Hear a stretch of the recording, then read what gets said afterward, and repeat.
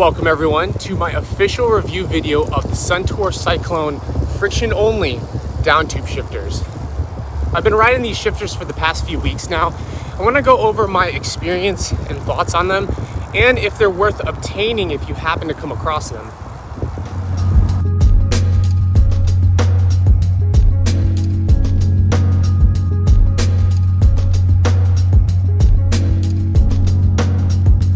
First off was the price. Now these shifters were around $25 with shipping from an eBay seller. And usually that's the price range, around $20 to $30, give or take, because Downtube shifters are really not in demand. Now, if you go new old stock, of course it will bring higher prices, but the novelty of using a component for the very first time that was made a long time ago and you're the first person using it is actually pretty cool. One thing I wasn't sure was going to work was the curvature of the Downtube and the flat mounts on these shifters, but these fit quite nicely on standard Downtube shifter bosses. Here's a comparison of my Suntour Alpha Downtube shifters with curve mounts as opposed to the flat mounts on the Cyclone shifters.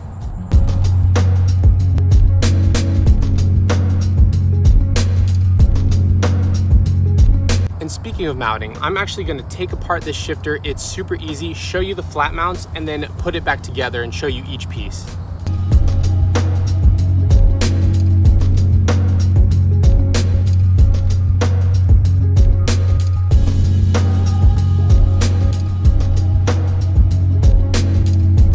There's an example that the flat mount actually works with the curvature of the Downtube. What's good is it fit quite nicely. It wasn't too loose or too tight. Next will be the Zytel washer. I believe that's how you pronounce it. It's basically this super strong nylon and that will slip right on there.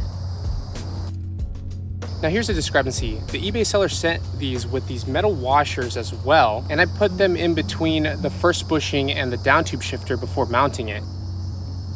On the catalog scan for Suntour, it says that this model does away with steel washers. So I have tried both with and without the metal washer, and it makes no difference in the feel and the actuation. So I've just kept it on there. I don't know, let me know what you think in the comments if I should still remove it, but it still works fine.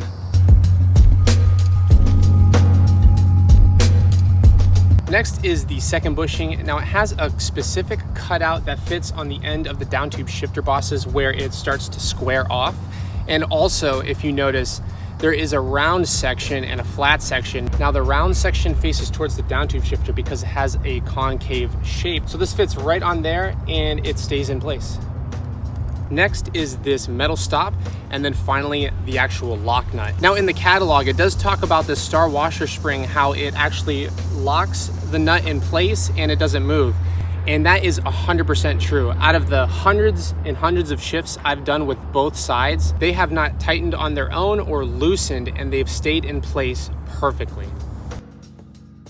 Side note, the construction of the left Downtube shifter and the parts are exactly the same as the right Downtube shifter, including, in my case, the steel washer discrepancy, as I was sent a steel washer for the right shifter as well. I did find a similar set of Suntour shifters on eBay, and that listing didn't have the steel washer, so I'm pretty sure that I'm not supposed to include it, but I did just for the sake of it, as I feel no difference, honestly. Once again, let me know in the comments if I should remove it though, because I don't want it to cause premature wear on the Zytel bushings.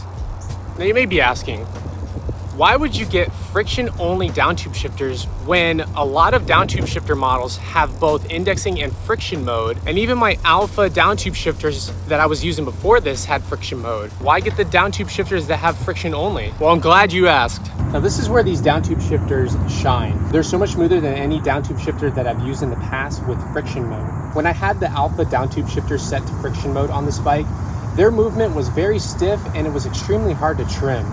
Now there's only one set of Downtube shifters that I currently have that actually beat these, that have both indexing and friction mode, and that's also a Suntour model. So stay subscribed if you want to see those in the future. As far as the looks, I really like how they are more flat throughout the lever body until the end, unlike others that I've had where there's more of a curve the entire body. The backside has this elegant design that actually provides a nice tactile feel when shifting. And what's funny is this was advertised in the catalog, and I can confirm they were 100% telling the truth. So I've had these Downtube shifters hooked up to my Suntour Cyclone 7000 rear derailleur and my Alpha 5000 front derailleur, which worked great. Now I have them set up with my Alpha 3000 rear and front derailleur, and they still work beautifully. That's the amazing thing with friction shifters. They're compatible with almost everything.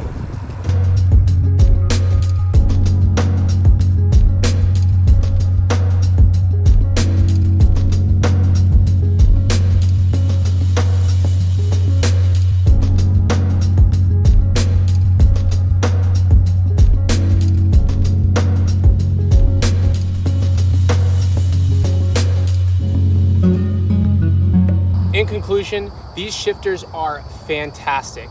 If you happen to come across them and they're not abused and they were cared for, I'd say go for it 100%. If you're looking to try friction-only Downtube shifters or just Downtube shifters in general, I highly recommend these shifters. If they have all the parts and are working correctly, they will not disappoint.